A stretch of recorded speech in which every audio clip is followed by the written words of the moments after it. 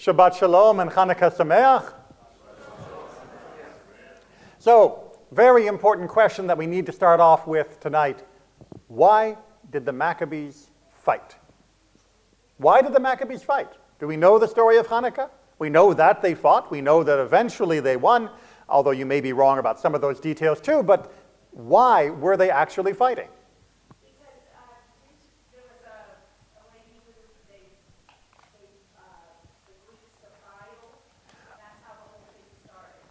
All right, so the Seleucid Empire defiled the temple. Now, who was the Seleucid Empire? They were an offshoot of Alexander the Great's empire after Alexander the Great died. Right, they were one of the successor states of Alexander the Great's empire. Alexander died, leaving no clear successor, more or less, and his empire got divided in three. We first were under the Ptolemaic Empire. Now, you may be scratching your head, say, what do you mean we were under? Well, when was the last time we had an independent Jewish territory at this time of our history line? 586 BC, and even that is not entirely true because we were already vassal states of Babylon before that, and then we rebelled against Babylon. They attacked, destroyed the temple. 586 BCE, we go into exile. We come back because the Persians have defeated the Babylonians, and now we are under Persian rule. They didn't give us our freedom. They didn't give us our whole country back. They said, you're now a province of the Persian Empire. Please address your taxes accordingly. And we did. Alexander the Great comes through. He destroys the Persian Empire, and we are now under new management. Again, he's not looking to give us our freedom. We become part of his empire, stretching all the way from Macedon down into Egypt and across to India. And then he dies. And we're not given our freedom. We go under the new management of the Ptolemaic Empire, which is centered around Egypt. And then eventually the Seleucid Empire beats them up enough to take us away from them. And we're under new management once more. Now, in all of that time, from 586 all the way up through the Maccabee Revolt, we never revolted. We never said, freedom, and painted our face blue like Mel Gibson. We just went along with whichever empire was currently in power. Indeed, this is what the prophet Jeremiah had told us to do before Babylonia, but we weren't listening to him back then, but we were listening to him finally. So, why the Seleucid Empire do we decide to fight against? And it has to do indeed with that defilement. Now, why were they trying to defile, to desecrate our temple? Yes?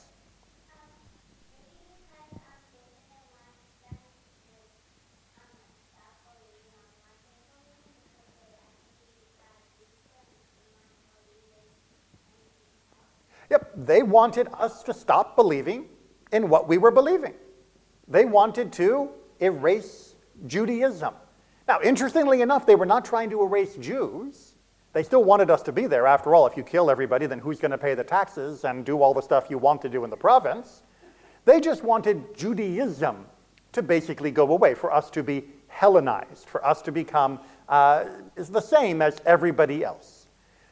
But you know, for all of that geopolitical and theological explanations for why we were fighting, it's actually missing the most important question, which is militarily.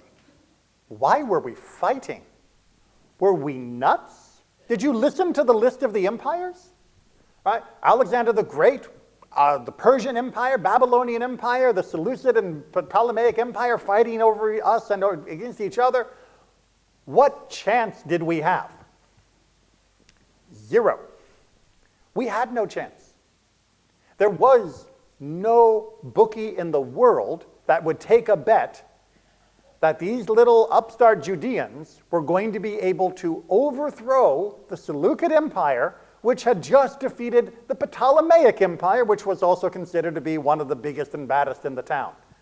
So what chance did we have? Which means if you're going to the very basic question, we may have had motivation to fight against the empire, but did we have a chance to even win against the empire? And if you don't have a chance, why would you bother throwing the rock in the first place? Why would you bother taking to the hills and striking out? I mean, honestly, even if every Jew had been on the side of the Maccabees from the beginning, and they were not, which is a whole other part of the story, we still would have been dwarfed by the empire that contained us.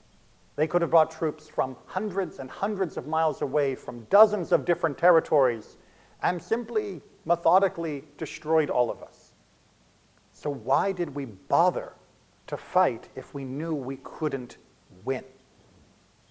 Well, I just feel like some things, if you don't go through it, it's not going to get any better. You have to do something. It's not going to get better if you don't. Right? This is the fundamental lesson of the Maccabees. I mean, yes, there are many, many other lessons as well. Obviously, it's a very rich part of our history and something that should continue to be studied. But fundamentally, we have to start at the beginning with, why did they bother fighting at all if they didn't think they could win? And as you said, because sometimes you just have to do it anyway. Now, many, many centuries later, under Roman occupation, when the Maccabees didn't last for long as an independent kingdom. We screwed that one up on our own, though. That's a whole nother story about the Hasmonean problems. But eventually Rome takes over. We have one great revolt in 70. Doesn't work out so well. Second Temple gets destroyed. And then in the 130s, we are building towards another revolt. We are going to struggle behind a man known as Bar Kokhba. And one of the leading proponents of helping with the Bar Kokhba revolt is a man by the name of Rabbi Akiva. If you want to know more about Rabbi Akiva, check out last Wednesday's discussion on suffering. The entire lesson was basically glimpses from his life and his teachings. But one of the teachings I couldn't include there that I wanted to include tonight has to do with this very problem. Because the Romans outlawed, again, Judaism, studying Torah. Again, it was more because they thought we were just too annoying and didn't want us to have our faith because we just caused too much trouble. We were known as real troublemakers for the Romans. And Rabbi Akiva continued to teach. And some of the other rabbis, let alone the regular people, asked him, why are you teaching? Don't you know that if you teach and they catch you, the Romans will kill you? And Rabbi Akiva, in typical rabbinic fashion, answered with a parable. He said, let me tell you a story about some fish. All right, once upon a time, there was a lovely little river, and there were fish swimming happily downstream. And a fox came up to the edge of the river and said to the fish, hey, little fish, there are fishermen downstream from you. And if you keep swimming that way, you're going to get caught. But tell you what I'm going to do. I'm going to give you an alternative. Just come up here on the dry land with me, and you can avoid the fishermen altogether. Great deal, right? And of course, the fish responded, look, we may or may not get caught by the fishermen downstream. Who knows? There may be holes in their nets. We may be able to slip past them. We might get through. But if we go up on dry land, that's game over. We know that that will be the end of us.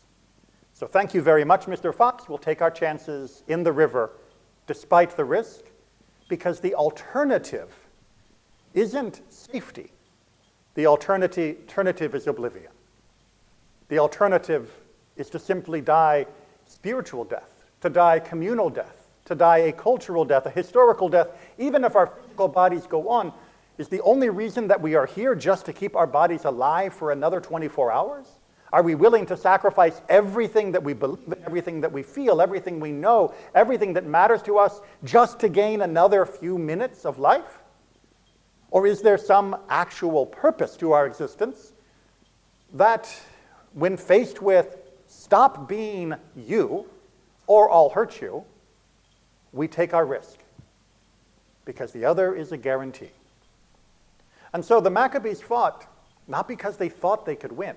They fought because they knew that if they didn't fight, then they would decidedly lose, that there would be no chance for them to win at all.